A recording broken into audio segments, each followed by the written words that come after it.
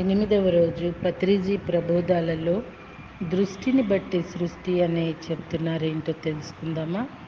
ధన్యవాదాలు my dear friends and my dear God's. మనం ప్రతిసారి ఒక్కొక్క అంశాన్ని తీసుకొని దాని గురించి క్షుణ్ణంగా తెలుసుకుంటూ ఉన్నాం. ఈరోజు మనం దృష్టిని బట్టి సృష్టి అన్న అంశాన్ని గురించి తెలుసుకుందాం. ఈ ప్రపంచంలో చూడబడేవి అనంతంగా ఉన్నాయి, కానీ మన చూపును బట్టే అవి మనకు ప్రత్యక్షమవుతాయి, లేకపోతే కనుమరుగవుతాయి. అంటే అవి ఉన్నా కానీ మనకు కనబడవు. ఇలా మన చూపుని బట్టి మనం చూడబడే ఉంటాయి అన్నది ఒకానొక గొప్ప ఆధ్యాత్మిక సూత్రం. ఇప్పుడు నేను ఇక్కడ కూర్చొని ఉన్నాను, మరి నా పక్కన ఒక టీవీ ఉంది. నేను అటువైపు చూశాను అనుకోండి, నాకు టీవీ కనబడుతుంది. లేదా వెనక వైపు చూస్తే అక్కడ ఉన్న కర్టెన్ కనబడుతుంది. నా చూపు పక్కకు ఉంటే నా వెనుక ఉన్నది నాకు కనబడదు. నాకు కనబడలేదంటే అక్కడ అది లేనట్టు కాదు కదా, అక్కడ అది ఉంది. కానీ నా చూపును నేను ఆ పక్క వైపు తిప్పితేనే అది నాకు కనబడుతుంది. అలాగే నా చూపును ముందు వైపు తిప్పితే నాకు కెమెరా కనబడుతుంది, మరి కెమెరామెన్ కనబడతాడు. ఇలా ఈ గదిలో గోడకు లైటు, పైన ఫ్యాను, కింద చూస్తే దాని తాలూకు నీడలన్నీ ఉన్నాయి. కానీ నా చూపు దేని మీద ఉంటే అదే నాకు కనబడుతుందనేదే పాయింట్. ఇలా ఈ ప్రపంచంలోని చూపు ఎక్కడ ఉందో దానితో మీరు సంసారం చేస్తారు, కానీ మీకు కనబడిన దాంతో మీరు సంసారం చేయజాలరు అని తెలుసుకోవాలి. మహాభారతంలో ఈ విషయం గురించి చక్కగా చెప్పబడింది. జరగబోయే కురుక్షేత్ర సంగ్రామంలో శ్రీకృష్ణుడి యొక్క సహాయాన్ని కోరడానికి పాండవుల వైపు నుంచి అర్జునుడు, మరి కౌరవుల వైపు నుంచి దుర్యోధనుడు ఇద్దరు శ్రీకృష్ణుడి నివాసానికి వేరువేరుగా వెళ్ళారు. ఆ సమయానికి శ్రీకృష్ణుడు తన హంసతూలిక తల్పంపై పడుకొని ఉన్నాడు. ముందు ఆ గదిలోకి అడుగుపెట్టిన దుర్యోధనుడికి ఆ తల్పంపై పడుకొని ఉన్న శ్రీకృష్ణుని తల మాత్రమే కనిపించింది, కళ్ళు కనబడలేదు. దాంతో అతడు కృష్ణుడి తల దగ్గర ఉన్న ఆసనంపై కూర్చున్నాడు. కాసేపటి తరువాత ఆ గదిలోకి వచ్చిన అర్జునుడి చూపు శ్రీకృష్ణుడి పాదాలపై పడింది. అతని దృష్టికి శ్రీకృష్ణుడి తల కనపడలేదు, పాదాలే కనిపించాయి. వెంటనే శ్రీకృష్ణుడికి నమస్కారం చేసుకొని పాదాల దగ్గరే కూర్చున్నాడు. ఇంతలో నిద్రలో నుంచి మేల్కొన్న శ్రీకృష్ణుడి చూపు ముందుగా తన పాదాల దగ్గర కూర్చొని ఉన్న అర్జునుడిపై పడింది. తల దగ్గర కూర్చొని ఉన్న దుర్యోధనుడి వైపు అతడి చూపు పడలేదు కనుక ముందు దుర్యోధనుడు అక్కడికి వచ్చి ఉన్నా సరే అతనికి కనబడలేదు.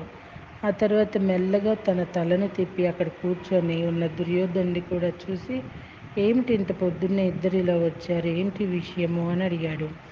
కురుక్షేత్ర యుద్ధం జరగబోతోంది కదా, మీ సహాయం కోరి వచ్చాం స్వామీజీ అన్నారు ఇద్దరు. అయితే ఇద్దరు వినండి, నా సైన్యమంతా ఒక పక్క, మరి నేను ఒక్కడినే ఒక పక్క. నేను ఆయుధం పట్టను, యుద్ధం చేయను. ఇందులో ఎవరికెవరు కావాలో తెలుసుకోండి, రెండు ఒకరికి మాత్రమే లభించవు అని చెప్పాడు. అది విన్న దుర్యోధనుడు, నాకే ఫస్ట్ ఛాన్స్ రావాలి, లేకపోతే సైన్యం అంతటినీ అర్జునుడు అడుగుతాడు. ఇక మిగిలిన ఒక కృష్ణుడిని తీసుకుని వెళ్ళి నేనేం చేసుకుంటాననుకొని ఇక్కడికి నేనే ముందు వచ్చాను కనుక ముందు నేనే కోరుకుంటాను అన్నాడు. దానికి శ్రీకృష్ణుడు, నువ్వు ముందే వచ్చి నా తల దగ్గర కూర్చొని ఉండవచ్చు, కానీ నేను కళ్ళు తెరిచి చూడగానే నా దృష్టి నీ మీద పడలేదు. నా ఎదురుగా కాళ్ళ దగ్గర కూర్చొని ఉన్న అర్జునుడిపై పడింది. నీ లాజిక్ నీకుంటే నా లాజిక్ నాకు ఉంటుంది కనుక అర్జునుడికే ఫస్ట్ ఛాన్స్ అన్నాడు. ముందు నాకే ఛాన్స్ ఇచ్చినందుకు థ్యాంక్ యూ స్వామీజీ అంటున్న అర్జున్తో, అడుగు అర్జున, నీకేం కావాలా అన్నాడు శ్రీకృష్ణుడు. నాకు మీరే కావాలి, మీ సైన్యం కంటే మీరు నా దగ్గర ఉంటే చాలు అన్నాడు వినయంగా. ఇక దుర్యోధనుడు ఎగిరి గంతేసినంత పని చేశాడు. వెతకబోయిన తీగ కాలికి తగినట్లు అయ్యి తెగ సంబరపడిపోయాడు, తాను కోరుకున్నదే జరుగుతోందని. లోపలే సంబరపడుతూ, ఇంకేముంది స్వామీజీ, నువ్వు అటువైపు వెళ్ళు, నీ సైన్యాన్ని ఇటువైపు పంపు అన్నాడు. తదాస్తు అన్నాడు శ్రీకృష్ణుడు.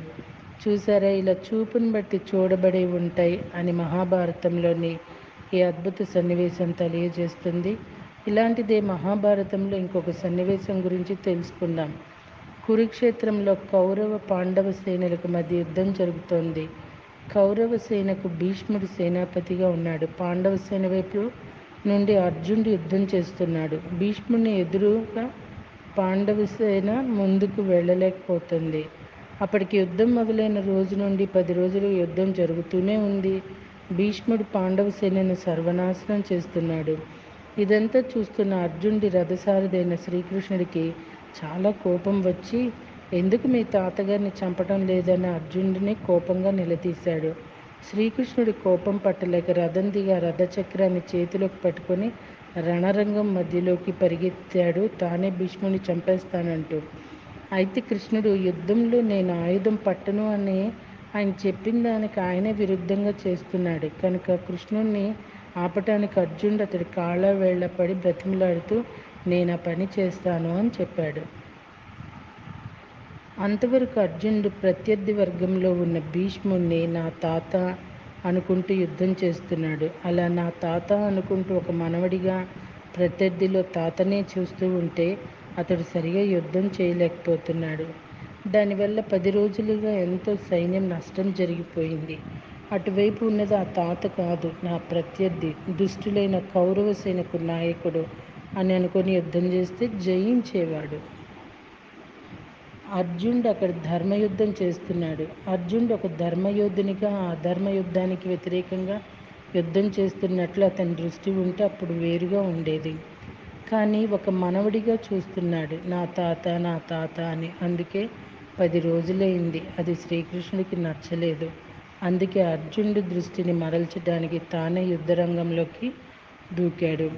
మై డియర్ ఫ్రెండ్స్, శ్రీకృష్ణుడి మాటలతో భీష్ముడిని తాతలాగా చూసే తన చూపులు మార్చుకొని బాణాలు వదలటం మొదలుపెట్టాడు అర్జునుడు. ఆ బాణాలు తగిలి భీష్ముడి శరీరం తూట్లు పడిపోయింది. దాంతో ఆయన రథం మీద నుంచి కింది పడిపోయాడు. అలా చూపును బట్టి చూడబడేది ఉంటుంది అన్నది గొప్ప సత్యం. ఇలా మహాభారతం కానీ రామాయణం కానీ మనకు గొప్ప గొప్ప సత్యాలను తెలియజేస్తాయి. పట్టాభిషేకానికి ముందు రోజే యువరాజైన శ్రీరామచంద్రుణ్ణి అతడి తండ్రి దశరథ మహారాజు అరణ్యాలకు వెళ్ళమని ఆజ్ఞాపిస్తాడు. శ్రీరాముడు వెంటనే ఒప్పుకొని సరే తండ్రి అంటూ ఇంకొక భావన లేకుండా వనవాసానికి వెళ్ళిపోయాడు. ఎవరా కైక, నేనే రాజుని, నాకే రాజ్యం కావాలని ఎదురు తిరిగి ఉండవచ్చు. కానీ రాముడి చూపు వర్తమానంలో ఉన్న రాజ్యం మీద, మరి రాజ్యాధికారం మీద లేదు. అతని చూపంతా భారతదేశానికి మార్గం చూపించే భవిష్యత్తు మీదే ఉంది. అందుకే ఆయన సంతోషంగా 14 సంవత్సరాల పాటు అరణ్యంలో ఉన్నాడు. మై డియర్ ఫ్రెండ్స్, ఇలా చూపులు బట్టే చూడబడేది ఉంటుందన్న సత్యాన్ని గౌతమ బుద్ధుడి విషయంలో కూడా చూడవచ్చు. ప్రపంచంలో ఉన్న ఏ దుఃఖము తెలియకుండా రాజభవనంలో పెరుగుతూ ఉన్న రాజకుమారుడైన గౌతమ బుద్ధుడు బయటికి వచ్చి ఒక ముసలివాడిని, ఒక రోగిని, మరి ఒక శవాన్ని చూశాడు. అంతే. అతడు వెంటనే ఎందుకు అవన్నీ ఇలా జరుగుతున్నాయని వాటి కారణాలని వెతికాడు. మనం రోజు ఇవన్నీ చూస్తూనే ఉంటాం, కానీ మనలో ముక్తత్వం లేదు గనుక గౌతమ బుద్ధుడిలో ఆ కారణాలను వెతకలేదు. గౌతమ బుద్ధుడు మాత్రం తపస్సు చేసి మరీ దుఃఖాలకు నివారణ మార్గాన్ని కనుక్కుంటానని నిశ్చయించుకొని ఇంటి నుంచి అడవులకు వెళ్ళిపోయాడు. దీనినే సన్యాసం అంటారు. బుద్ధుడు చేసింది వివిధిష సన్యాసం. సన్యాసాలు 4 రకాలు ఉంటాయి. అవి మర్కట సన్యాసం, ఆపత్ సన్యాసం, వివిధ సన్యాసం, విద్వత్ సన్యాసం. సన్యాసం అంటే వదలవలసిన వాటిని వదిలిపెట్టడం. ఏది వదిలిపెట్టాలో తెలుసుకుందాం. ముందు మర్కట సన్యాసం. ఎవడో ఒక మొదనష్టపు వాడికి ఇంట్లో పెళ్ళాంతో రోజు కొట్లాడుకుంటూ ఉండటంతో సంసారం మీద విరక్తి పుట్టింది. దాంతో ఒక పెళ్ళాం పిల్లల్ని వదిలేసి ఊరు వదిలి హిమాలయాలకు వెళ్ళిపోయాడు. అక్కడ కూడా ఊర్లు ఉంటాయి కదా. ఆ ఊర్లో ఒక అమ్మాయి దొరికింది. వెంటనే పెళ్లి చేసుకుని ఆమెతో కాపురం పెట్టాడు. ఇక వాడు ఏం వదిలిపెట్టినట్లు? ఒక సంసారం మీద విరక్తి పుట్టి ఇంకో సంసారాన్ని వెతుక్కున్నాడు. ఒక ఊర్లో సన్యాసం తీసుకొని ఇంకో ఊర్లో సంసారం పెట్టాడు. ఈ రకమైన సన్యాసాన్ని మర్కట సన్యాసం లేదా కోతి సన్యాసం అంటారు. మళ్ళీ రేపటి రోజున కంటిన్యూ చేద్దామా అండి? Thank you.